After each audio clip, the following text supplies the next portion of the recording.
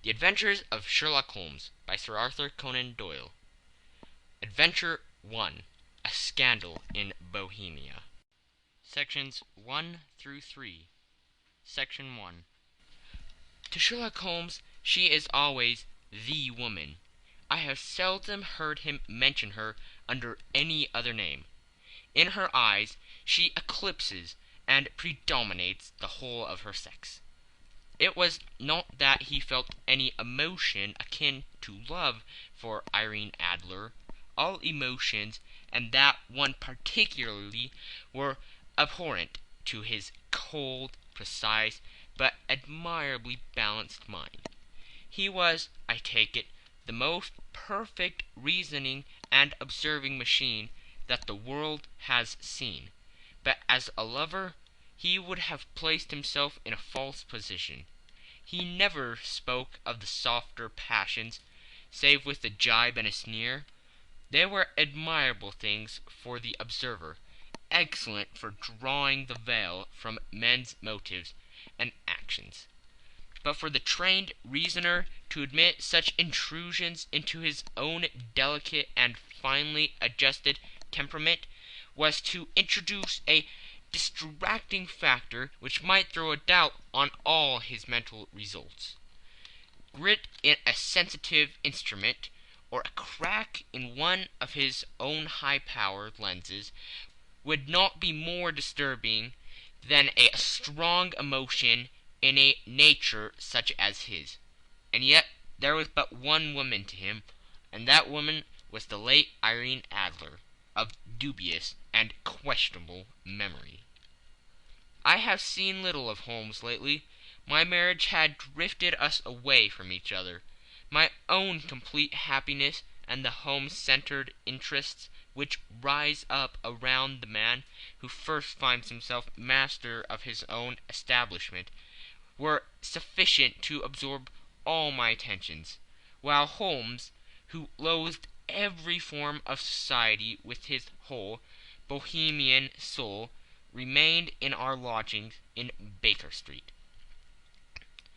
Buried among his old books and altering from week to week between cocaine and ambition, the drowsiness of the drug, and the fierce energy of his own keen nature, he was still, as ever, deeply attracted by the study of crime, and occupied his immense faculties and extraordinary powers of observation in following out these clues, and clearing up those mysteries which had been abandoned as hopeless by the official police. From time to time I heard some vague account of his doings, of his summons to Odessa in the case of the Trepoff murder, of his clearing up of the singular tragedy of the Atkinson brothers at Trincomalee, and finally of the mission which he had accomplished so delicately and successfully for the reigning family of Holland. Beyond these signs of his activity, however, which I merely shared with all the readers of the daily press, I knew little of my former friend and companion. One night, it was on the 20th of March, 1888, I was returning from a journey to a patient, for I had now returned to civil practice, when my way led me through Baker Street. As I passed the well-remembered door, which must always be associated in my mind with my wooing, and with the dark incidents of the Stoty in Scarlet, I was seized with a keen desire to see Holmes again, and to know how he was employing his extraordinary powers. His rooms were brilliantly lit, and even as I looked up I saw his tall, spare figure pass twice in a dark silhouette against the blind. He was pacing the room, swiftly, eagerly, with his head sunk upon his chest and his hands clasped behind him. To me, who knew his every mood and habit, his attitude and manner, told their own story. He was at work again. He had risen out of his drug-created dreams, and was hot upon the scent of some new problem. I rang the bell, and was shown up to the chamber which had formerly been in part my own. His manner was not effusive. It seldom was. But he was glad, I think, to see me. With hardly a word spoken, but with a kindly eye, he waved me an armchair, threw across his case of cigars, and indicated a spirit case and a gasogene in the corner. Then he stood before the fire and looked me over in his singular introspective fashion. "Wedlock suits you," he remarked. "I think, Watson, that you have put on 7.5 pounds since I saw you." "7!" I answered. "Indeed, I should have thought a little more, just a trifle more, I fancy, Watson. And in practice again, I observe. You did not tell me that you intended to go into harness." "Then how do you know?" "I see it. I deduce it. How do I know that you have been getting yourself very wet lately, and that you have a most clumsy and careless servant girl?" "My dear Holmes," said I, "this is too much. You would certainly have been burned had you lived a few centuries ago. It is true that I had a country walk on Thursday, and came home in a dreadful mess. But as I have changed my clothes, I can't imagine how you deduce it. As to Mary Jane, she is incorrigible, and my wife has given her notice. But there again I fail to see how you work it out." He chuckled to himself, and rubbed his long nervous hands together. "It is simplicity itself," said he. "My eyes tell me that on the inside of your left shoe, just where the firelight strikes it, the leather is scourged by 6 almost parallel cuts. Obviously they have been caused by someone who has very carelessly scraped around the edges of the soles in order to remove crusted mud from it. Hence you see my double deduction, that you have been out in vile weather, and that you have a particularly malignant boot-slitting specimen of the London Slave. As to your practice, if a gentleman walks into my room smelling of iodine, with a black mark of nitrate of silver upon his right forefinger, and a budge on the right side of his top hat, to show where he has secreted his stethoscope, I must be dull indeed if I did not pronounce him to be an active member of the medical profession." I could not help laughing at the ease with which he examined his process of deduction. "When I hear you give your reasons," I remarked, "the thing always appears to me to be so ridiculously simple that I could easily do it myself, though at each successive instance of your reasoning I am baffled until you explain your process. And yet I believe that my eyes are as good as yours." "Quite so," he answered, lighting a cigarette, and throwing himself down into an armchair. "You see, but you do not observe. The distinction is clear. For example, you have frequently seen the steps which lead up from the hall to this room?" "Frequently." "How often?" "Well, some hundreds of times." "Then how many are there?" "How many? I don't know." "Quite so. You have not observed, and yet you have seen. That is just my point. Now I know that there are 17 steps, because I have both seen and observed. By the way, since you are interested in these little problems, and since you have been good enough to chronicle one or two of my trifling experiences, you may be interested in this." He threw over a sheet of thick, pink-tinted notepaper, which had been lying upon the table. "It came by the last post," said he.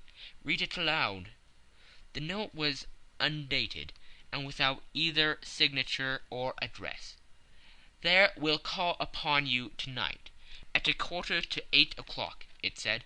a gentleman who desires to consult you upon a matter of the very deepest moment. Your recent services to one of the royal houses of Europe have shown that you are one who may safely be trusted with matters which are of an importance which can hardly be exaggerated. This account of you will have from all quarters received, but in your chamber then at that hour, and do not take it amiss if your visitor wears a mask." "This is indeed a mystery," I remarked. "What do you imagine that it means?" "I have no data yet. It is a capital mistake to theorize before one has data. Insensibly one begins to twist facts to suit theories, instead of theories to suit facts. But the note itself, what do you deduce from it?" "I certainly examined the writing, and the paper upon which it was written." "The man who wrote it was presumably well-to-do," I remarked, endeavoring to imitate my companion's process. "Such paper could not be bought under half a crown a packet. It is peculiarly strong and stiff." "Peculiar, that is the very word," said Holmes. "It is not an English paper at all. Hold it up to the light." I did so, and saw a large E with a small g, a P and a large G with a small t woven into the texture of the paper. "What do you make of that?" asked Holmes. "The name of the maker, no doubt, or his monogram, rather." "Not at all. The G with the small t stands for Gesellschaft, which is German for company. It is a customary contraction like our CO. P, of course, stands for paper. Now for the EG. Let us glance at our continual gazetteer." He took down a heavy brown volume from his shelves. Here we are. Egeria. It is in a German-speaking country in Bohemia, not far from Carlsbad, remarkably as being the scene of the death of Wallenstein, and for its numerous glass factories and paper mills. Ha, my boy, what do you make of that?" His eyes sparkled, and he sent up a great blue triumphant cloud from his cigarette. "The paper was made in Bohemia," I said. "Precisely. And the man who wrote the note is a German. Do you note the particular contraction of the sentence, 'This account of you we have from all quarters received'? A Frenchman or Russian could not have written that. It is the German who is so unctuous to his verbs. It only remains, therefore, to discover what is wanted by this German, who writes upon Bohemian paper and prefers wearing a mask to showing his face. And here he comes, if I am not mistaken, to resolve all our doubts." As he spoke there was the sharp sound of horses' hoofs, and the grating wheels against the curb, followed by a sharp pull at the bell. Holmes whistled. "A pair by the sound," said he. "Yes," he continued, glancing out of the window, "a nice little Brahmin, and a pair of beauties, 150 guineas apiece. There's money in this case, Watson, if there is nothing else. I think that I had better go, Holmes." "Not a bit, Doctor. Stay where you are. I am lost without my Boswell, and that promises to be interesting. It would be a pity to miss it. But your client, never mind him. I may want your help, and so may he. Here he comes. Sit down in that armchair, Doctor, and give us your best attention." A slow and heavy step, which had been heard upon the stairs and in the passage, paused immediately outside the door. Then there was a loud and authoritative tap. "Come in," said Holmes. A man entered who could hardly have been less than 6 feet 6 inches in height, with the chest and limbers of a Hercules. His dress was rich with a richness which would, in England, be looked upon as akin to bad taste. Heavy bands of astrakhan were slashed across the sleeves and fronts of his double-breasted coat, while the deep blue coat, which was thrown over his shoulders, was lined with flame-colored silk and secured at the neck with a brooch, which consisted of a single flaming beryl. Boots which extended halfway up his calves, and which were trimmed at the tops with rich brown fur, completed the impression of barbaric opulence which was suggested by the whole appearance.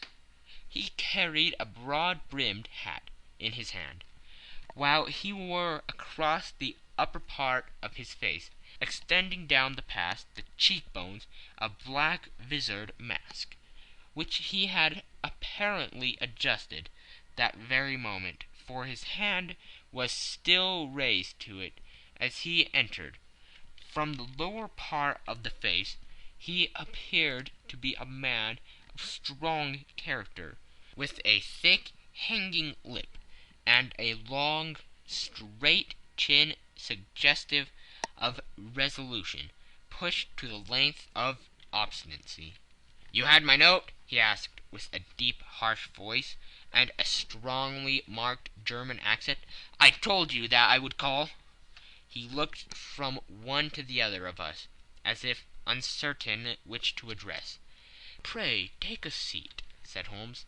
"This is my friend and colleague, Dr. Watson, who is occasionally good enough to help me in my cases. Whom have I the honor to address?" "You may address me as Count von Kramm, a Bohemian nobleman. I understand that this gentleman, your friend, is a man of honor and discretion, whom I may trust with a matter of the most extreme importance. If not, I should much prefer to communicate with you alone."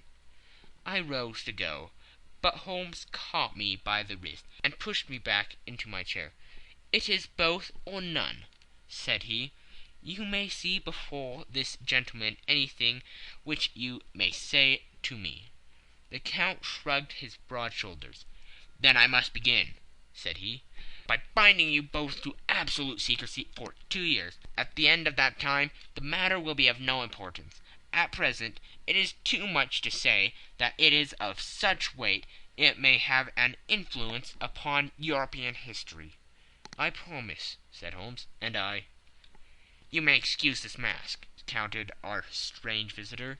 "The august person who employs me wishes his agent to be unknown to you, and I may confess at once that the title by which I have just called myself is not exactly my own."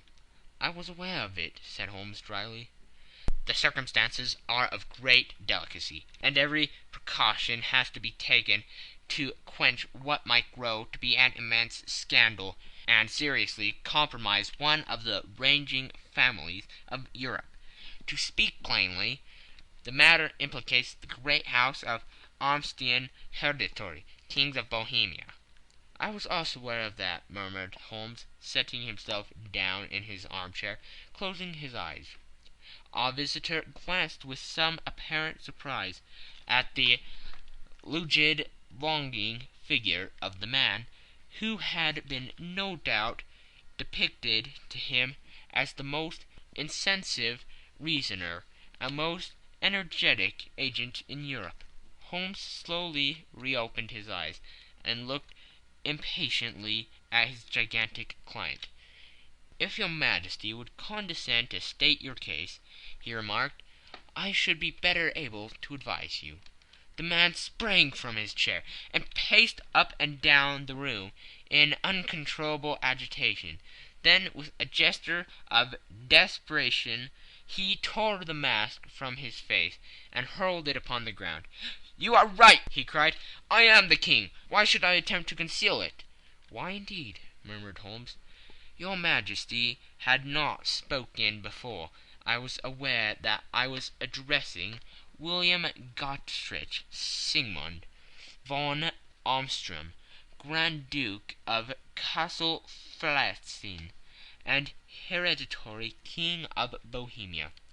But you can understand, said our strange visitor, sitting down once more and passing his hand over his high white forehead. You can understand that I am not accustomed to doing such business in my own person, that I could not confide it to an agent without putting myself in his power. I have come incognito from Prague, from the purpose of consulting you. Then pray consult, said Holmes, shutting his eyes once more. The facts are briefly these. Some 5 years ago, during a lengthy visit to Warsaw, I made the acquaintance of the well-known adventuress Irene Adler. The name is no doubt familiar to you. Kindly look her up in my index, Doctor, murmured Holmes, without opening his eyes. For many years he had adopted a system of docking all paragraphs concerning men and things, so that it was difficult to name a subject or a person on which he could not at once furnish information. In this case I found her biography sandwiched in between that of Hebrew rabbi and that of staff commander, who had written a monograph upon the deep-sea fishes. Let me see, said Holmes. Born in New Jersey in the year 1858. Contrita, Let Scala, Prima Donna Imperial Opera of Warsaw. Yes! Retired from the operatic stage. Ha! Living in London. Quite so, Your Majesty. As I understand, become entangled with this young person, wrote her some compromising letters, and is now desirous of getting these letters back. Precisely so. But how? Was there a secret marriage? None. No legal papers or certificates? None. Then I fail to follow, Your Majesty. If this young person should produce her letters from blackmailing or other purposes, how is she to prove their authenticity?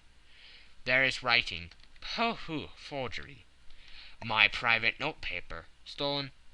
My own seal. Imitated. My photograph. Bought. We were both in the photograph. Oh dear, that is very bad. Your Majesty has indeed committed an indiscretion. I was mad, insane. You have compromised yourself seriously. I was only Crown Prince then. I was young. I am but 30 now. It must be recovered. We have tried and failed. Your Majesty must pay. It must be bought. She will not sell. Stolen, then. 5 attempts have been made. Twice burglars in my pay ransacked her house. Once we diverted her luggage when she travelled. Twice she had been waylaid. There has been no result. No sign of it? Absolutely none. Holmes laughed. It is quite a pretty little problem, said he. But a very serious one to me, returned the king reproachfully. Very indeed. What does she propose to do with the photograph? To ruin me. But how? I'm about to be married. So I have heard. To Claudia Lorman von Saxe-Montenegrin, second daughter of the King of Scandinavia. You may know that strict principles of her family. She is herself the very soul of delicacy. A shadow of a doubt as to my conduct would bring the matter to an end. And Irene Adler threatens to send him a photograph. And she will do it. I know that she will do it. You do not know her, but she has a soul of steel. She has the face of the most beautiful of women, and the mind of the most resolute of men. Rather than I should marry another woman, there are no lengths to which she would not go. None. You are sure that she has not sent it yet? I am sure. And why? Because she has said that she would send it on the day when the betrothal was publicly proclaimed.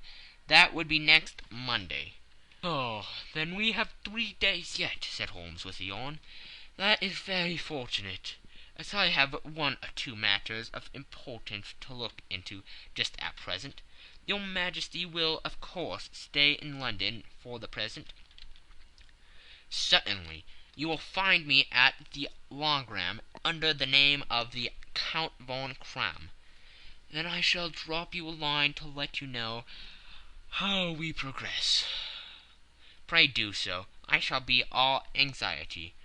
"Then as to money, you have carte blanche?" "Absolutely." "I tell you that I would give one of the provinces of my kingdom to have that photograph."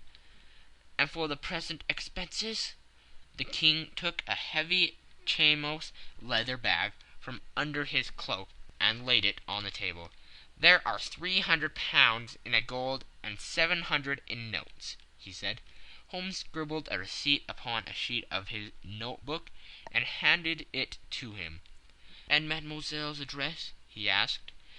"Is Barony Lodge, Saprotime Avenue, St. John's Wood." Holmes took a note of it. "One other question," said he. "Was the photograph a cabinet?" "It was." "Then good night, your Majesty, and I trust that we shall soon have some good news for you.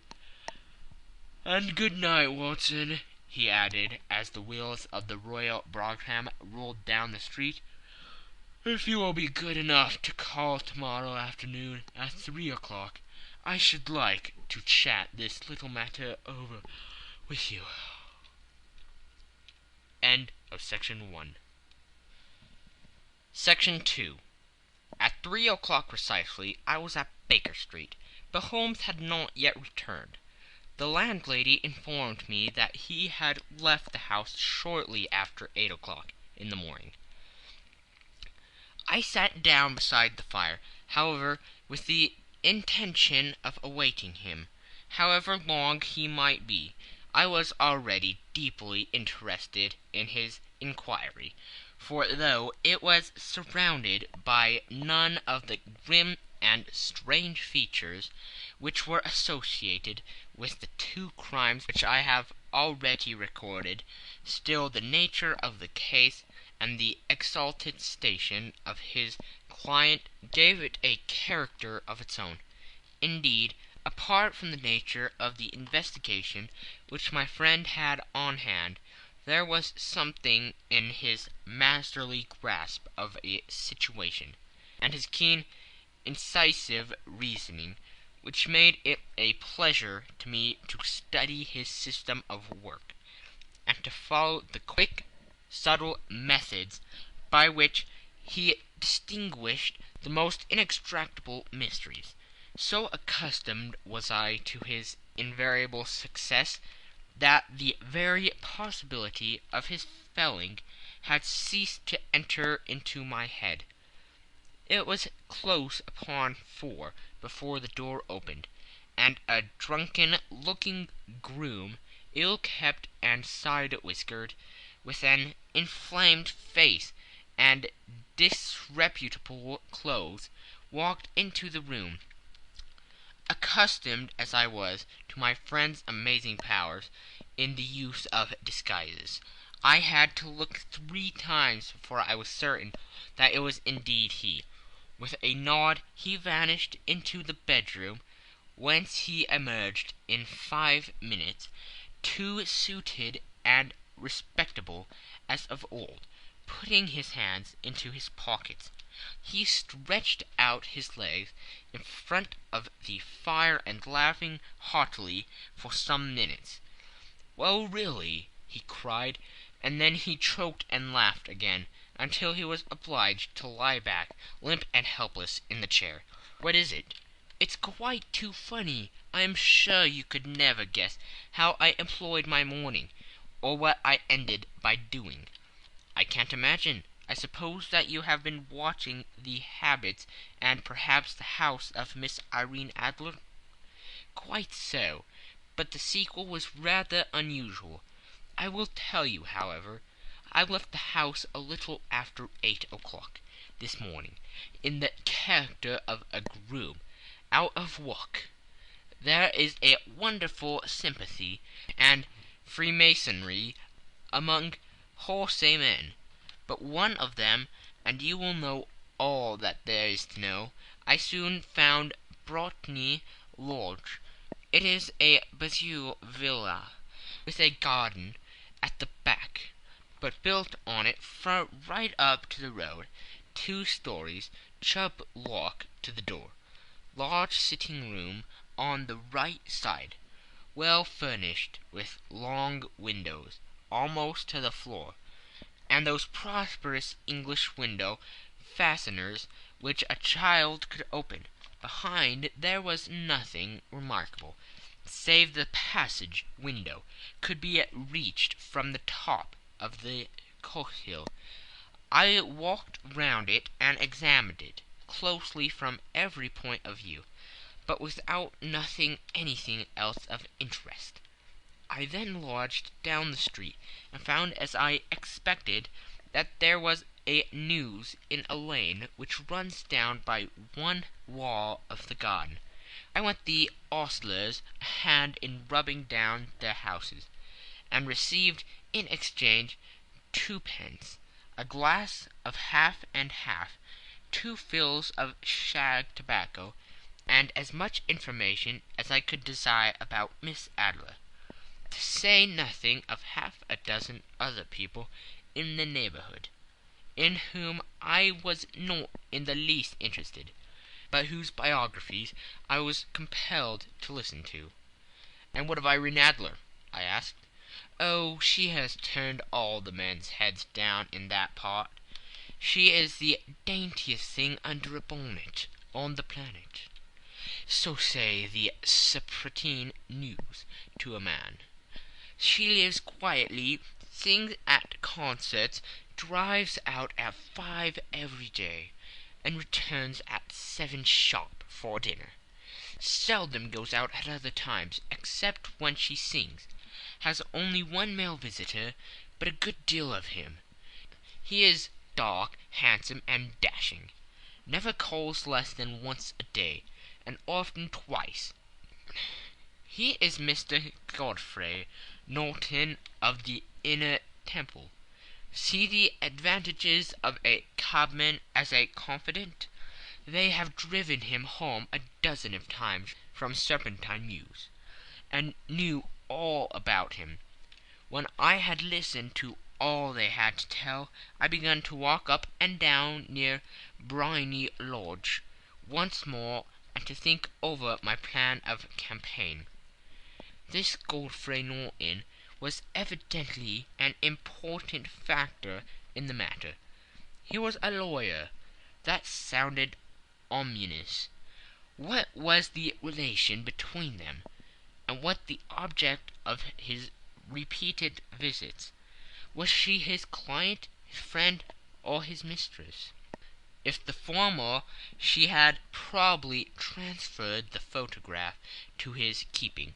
If the latter, it was less likely on the issue of this question deepened whether I should continue my work at Briony Lodge, or turn my attention to the gentlemen's chambers in the Temple.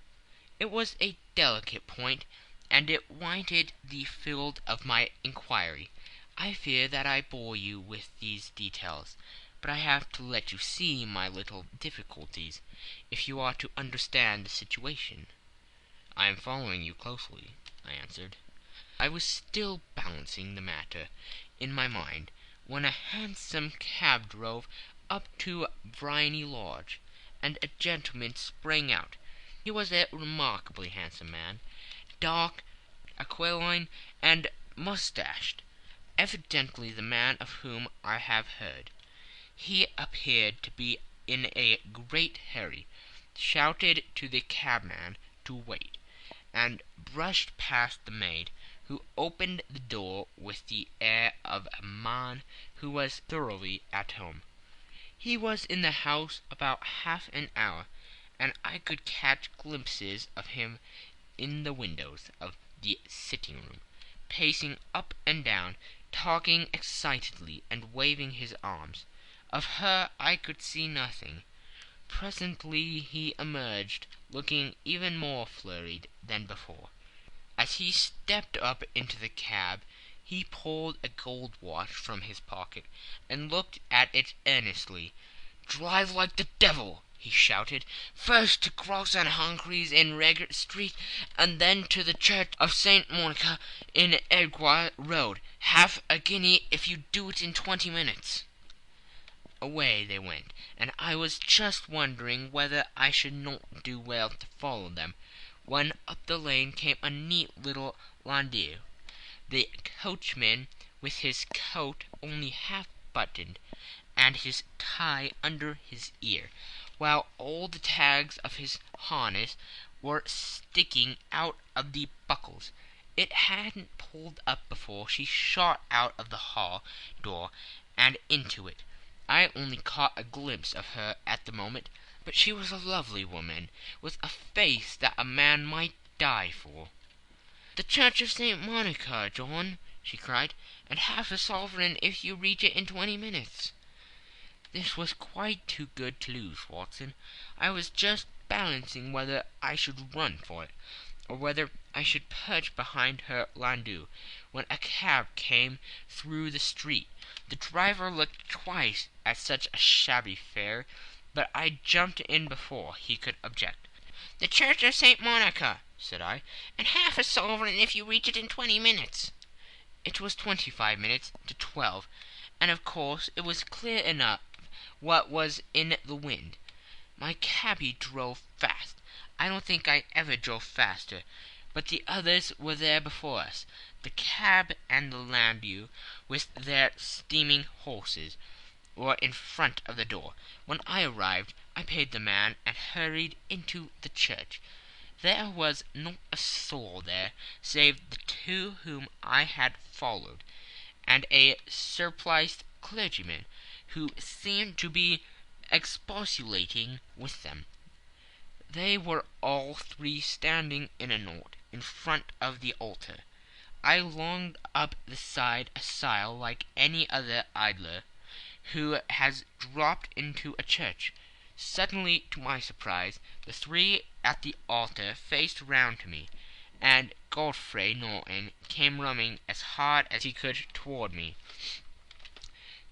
"Hank," he cried, "you'll do. Come, come." "What then?" I asked. "Come, man, come, only 3 minutes, or it won't be legal." I was half dragged up to the altar, and before I knew where I was, I found myself mumbling responses which were whispered in my ear, and vouching for things of which I knew nothing, and generally assisting in the secure tying up of Irene Adler, spinster, to Godfrey Norton, bachelor. It was all done in an instant, and there was the gentleman thanking me on the one side and the lady on the other, while the clergyman beamed on me in front. It was the most preposterous position in which I ever found in my life, and it was the thought of it that startled me into laughing just now. It seems that there had been some informality about their license, that the clergyman absolutely refused to marry them without a witness of some sort, and that my lucky appearance saved the bridegroom from having to sally out into the street in search of a best man. The bride gave me a sovereign, and I mean to wear it on my watch chain in memory of the occasion. "That is a very unexpected turn of affairs," said I. "And what then?" "Well, I found my plans very seriously menaced. It looked as if the pair might take an immediate departure, and so necessity very prompt and energetic measures on my part. At the church door, however, they separated, he driving back to the Temple, and she to her own house. "I shall drive out into the park at 5 as usual," she said, as she left him. I heard no more. They drove away in different directions, and I went off to make my own arrangements. "Which are?" "Some cold beef and a glass of beer," he answered, ringing the bell. "I have been too busy to think of food, and I am likely to be bustier still. this evening. By the way, Doctor, I shall want your cooperation." "I shall be delighted." "You don't mind breaking the law?" "Not in the least." "Nor running a chance of arrest?" "Not in a good cause." "Oh, the case is excellent." "Then I am your man." "I was sure that I might rely on you." "But what do you wish?" "When Miss Turner has brought in the tray, I will make it clear to you now," he said, as he turned hungrily on the simple fare that our landlady had provided. "I must discuss it while I eat, for I have not much time. It is nearly 5 now. In 2 hours we must be on the scene of action. Miss Irene, or Madame, rather, returns from her drive at 7. We must be at Briony Lodge to meet her." "And what then?" "You leave that to me. I have already arranged what is to occur. There's only one point on which I must insist. You must not interfere, come what may. You understand?" "I'm to be neutral?" "To do nothing whatever. There will probably be some small unpleasantness. Do not join in it. It will end in my being conveyed into the house. 4 or 5 minutes afterwards the sitting-room window will be open. You are to station yourself close to that open window. Yes, you are to watch me, for I have been visible to you. Yes, when I raise my hand, so, you will throw into the room what I give you to throw, and will at the same time raise the cry of 'Fire!' You quite follow me?" "Entirely." "It is nothing more formidable," he said, taking a long cigar-shaped roll from his pocket. "It is an ordinary plumber's smoke rocket, fitted with a cap at either end, to make it self-lighting. Your task is confined to that. When you raise your cry of 'Fire!' it will be taken up by quite a number of people. You may then walk to the end of the street, and I will rejoin you in 10 minutes. I hope that I have made myself clear. I am to remain neutral, to get near the window, to watch you, and at your signal to throw this object, then to raise the cry of 'Fire!' and to wait you at the corner of the street." "Precisely." "Then you may entirely rely on me?" "That is excellent. I think, perhaps, it is almost time that I prepare for the new role I have to play." He disappeared into his bedroom, and returned in a few minutes, in the character of an amiable and simple-minded nonconformist clergyman. His broad black hat, his baggy trousers, his white tie, his sympathetic smile, and general look of peering and benevolent curiosity were such as Mr. John Hare alone could have equalled. It is not merely that Holmes changed his costume. His expression, his manner, his very soul seemed to vary every fresh part that he assumed. The stage lost a fine actor, even as science lost an acute reasoner when he became a specialist in crime. It was 6:15 when we left Baker Street, and it still wanted 10 minutes to the hour when we found ourselves in Serpentine Avenue. It was already dusk, and the lamps were just being lighted as we paced up and down in front of Briony Lodge, waiting for the coming of its occupant. The house was just such as I had pictured it from Sherlock Holmes's succinct description, but the locale appeared to be less private than I expected. On the contrary, for a small street in a quiet neighborhood, it was remarkably animated. There was a group of shabbily dressed men smoking and laughing in a corner. A scissors grinder, with his wheel, two guardsmen who were flirting with a nurse girl, and several well-dressed young men who were laughing up and down with cigars in their mouths. "You see," remarked Holmes, as we passed to and fro in front of the house, "this marriage rather simplifies matters. The photograph becomes a double-edged weapon now.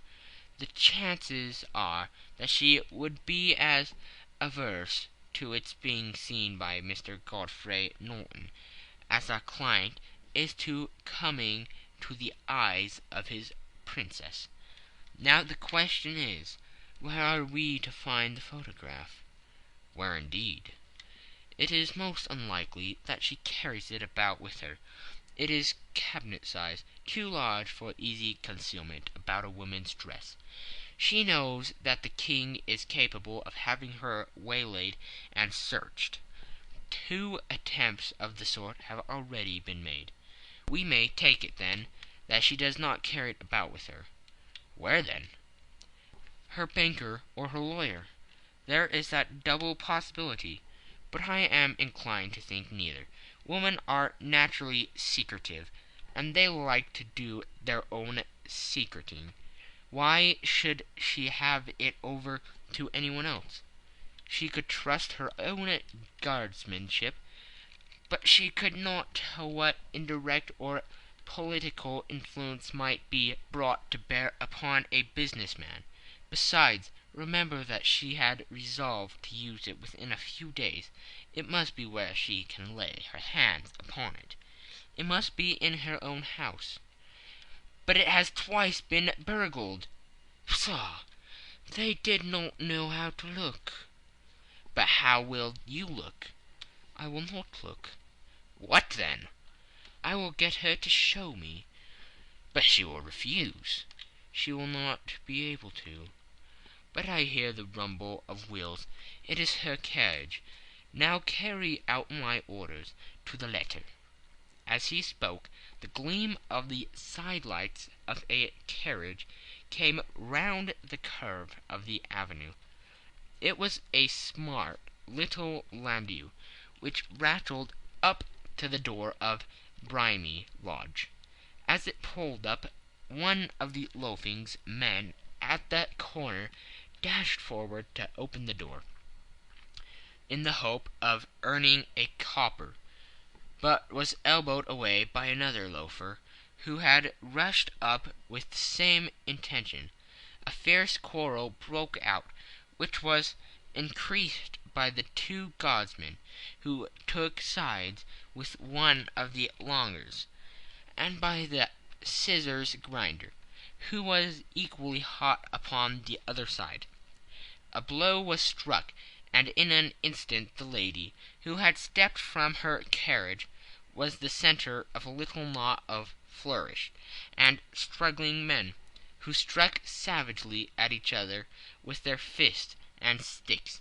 Holmes dashed into the crowd to protect the lady, but just as he reached her he gave a cry and dropped to the ground, with the blood running freely down his face.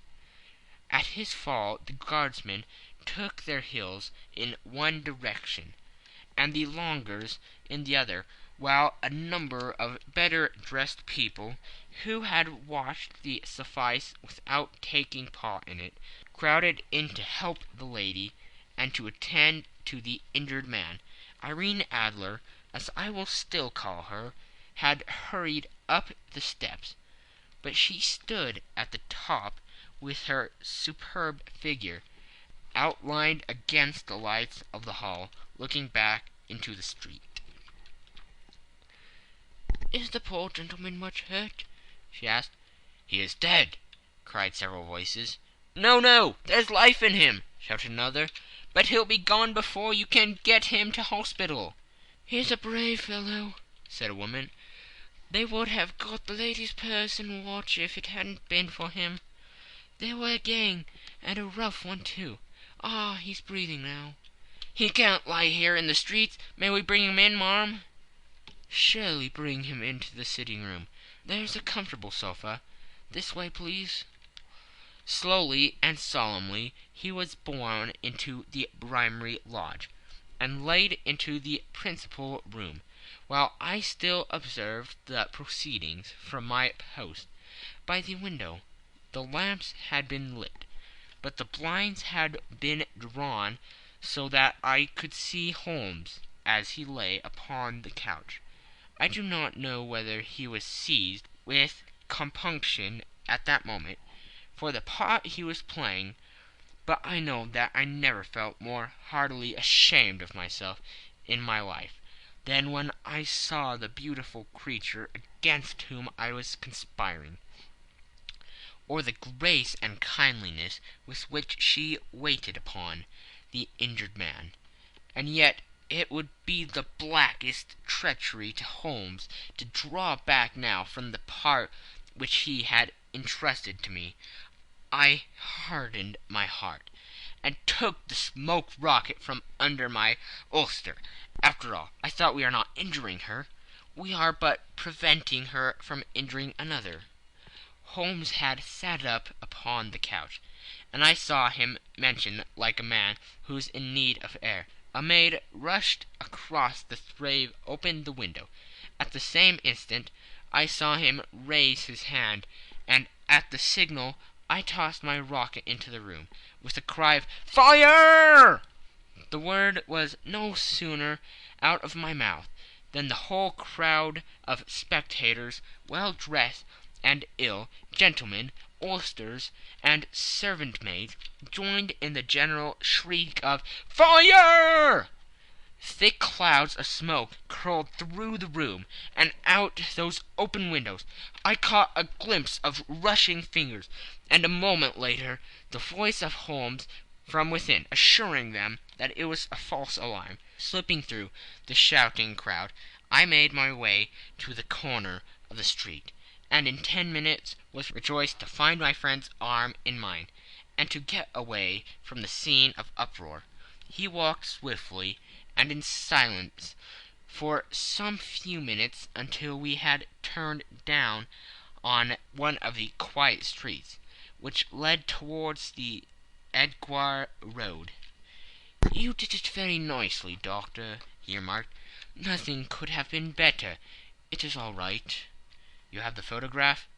"I know where it is." "And how did you find out?" "She showed me, as I told you she would." "I am still in the dark." "I do wish to make a mystery," said he, laughing. "The matter was perfectly simple. You are, of course, saw that everyone in the street was an accomplice. They were all engaged for the evening." "I guessed as much." "Then, when the row broke out, I had a little moist red paint in the palm of my hand. I rushed forward, fell down, clapped my hand to my face, and became a piteous spectacle. It is an old trick." "That also I could fathom." "Then they carried me in. She was bound to have me in. What else could she do? And into her sitting-room, which was the very room which I suspected. It lay between that and her bedroom, and I was determined to see which. They laid me on a couch. I motioned for air. They were compelled to open the window, and you had your chance." "How did that help you?" "It was all important. When a woman thinks that her house is on fire, her instinct is at once to rush to the thing which she values most. It is a perfectly overpowering impulse, and I have more than once taken advantage of it. In the case of the Darlington substitution scandal it was of use to me, and also in the Arnsworth Castle business. A married woman grabs at her baby, an unmarried one reaches for her jewelry box. Now it was clear to me that Our Lady of to-day had nothing in the house more precious to her than what we are in quest of. She would rush to secure it. The alarm of the fire was admirably done. The smoke and shouting were enough to shake nerves of steel. She responded beautifully. The photograph is in a recused behind a sliding panel just above the right bell pull. She was there in an instant, and I caught a glimpse of it as she half drew it out. When I cried out that it was a false alarm, she replaced it, glancing at the rocket, rushed from the room, and I have not seen her since. I rose, and making my excuses, escaped from the house. I hesitated whether to attempt to secure the photograph at once, but the coachman had come in, and as he was watching me narrowly, it seemed safer to wait. A little over precipitance may ruin all. "And now?" I asked. "Our quest is practically finished. I shall call with the king tomorrow, and with you, if you care to come with us. We will be showed into the sitting room to wait for the lady. But it is probable that when she comes she may find neither us nor the photograph. It might be a satisfaction to his Majesty to regain it with his own hands." "And when will you call?" "At 8 in the morning. She will not be up, so that we shall have a clear field. Besides, we must be prompt, for this marriage may mean a complete change in her life and habits. I must wire to the king without delay." We had reached Baker Street, and had stopped at the door. He was searching his pockets for the key, when someone passing said, "Good night, Mr. Sherlock Holmes." There were several people on the pavement at the time, but the greeting appeared to come from a slim youth in an ulster who had hurried by. "I've heard that voice before," said Holmes, starting down the dimly lit street. "Now I wonder who the deuce that could have been." End of Section 2. Section 3. I slept at Baker Street that night, and we were engaged upon our toast and coffee in the morning, when the King of Bohemia rushed into the room. "You have really got it?" he cried, grasping Sherlock Holmes by either shoulder, or looking eagerly into his face. "Not yet." "But you have hopes?" "I have hopes." "Then come. I am all impatience to be gone." "We must have a cab." "No, my brougham is waiting." "Then that will simplify matters." We descended, and started off at once more for Brombay Lodge. "Irene Adler is married," remarked Holmes. "Married? When?" "Yesterday." "But to whom?" "To an English lawyer named Norton." "But she could not love him." "I am in hopes that she does." "And why in hopes?" "Because it would spare your Majesty all fear of future annoyance. If the lady loves her husband, she does not love your Majesty. If she does not love your Majesty, then there is no reason why she should interfere with your Majesty's plan." "It is true. And yet, well, I wish she had been of my own station. What a queen she would have made!" He relapsed into a mood silence, which was not broken until we drew up in Serpentine Avenue. The door of Braemar Lodge was open, and an elderly woman stood up the steps. She watched us with a sardonic eye as we stepped from the brougham. "Mr. Sherlock Holmes, I believe," said she. "I am Mr. Holmes," answered my companion, looking at her with a questioning and rather startled gaze. "Indeed, my mistress told me that you were likely to call. She left this morning with her husband by the 5:15 train from Charing Cross for the Continent." "What?" Sherlock Holmes staggered back with the charge and surprise. "Do you mean that she has left England?" "Never to return." "And the papers?" asked the King hoarsely. "All is lost." "We shall see." He pushed past the servant and rushed into the drawing-room, followed by the King and myself. The furniture was scattered about in every direction, with the dismantled shelves and open drawers, as if the lady had hurriedly ransacked them before her flight. Holmes rushed at the bell-pull, tore back a small sliding shutter, and plunging in his hand, pulled out a photograph and a letter. The photograph was of Irene Adler herself, in evening dress. The letter was superseded to Sherlock Holmes, Esq., to be left till called for. My friend tore it open, and we all three read it together. It was dated midnight of the preceding night, and ran in this way.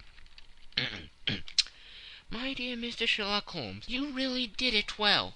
You took me in completely. Until after the alarm of fire I had not a suspicion. But then, when I found how I had betrayed myself, I began to think. I had been warned against you months ago. I had been told that if the king employed an agent, it would certainly be you, and your address had been given me. Yet, with all this, you made me reveal what you wanted to know. Even after I became suspicious, I found it to think evil of such a dear, kind old clergyman. But you know I have been trained as an actress myself. Belle costume is nothing new to me.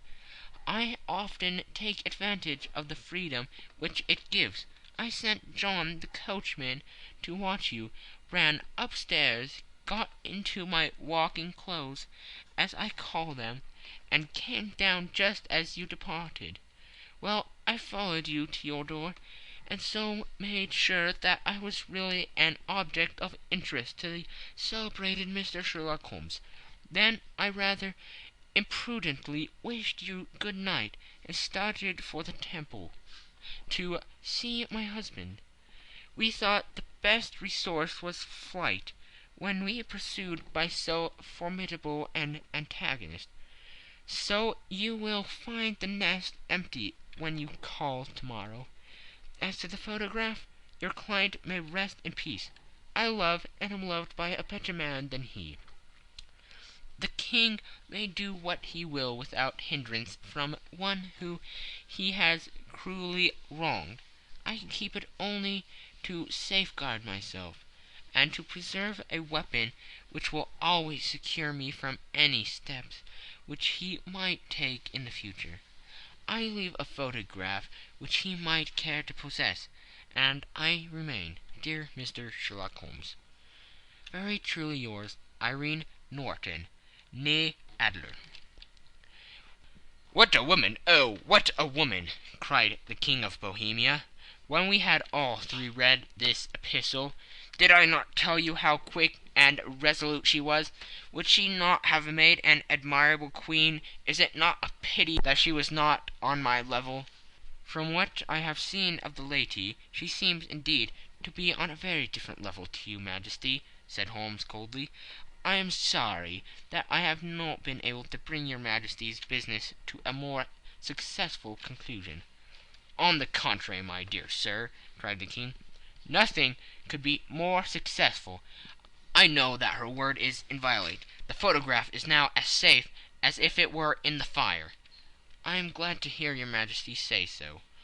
"I am immensely indebted to you. Pray tell me in what way I can reward you. This ring—" He slipped an emerald snake ring from his finger and held it out upon the palm of his hand.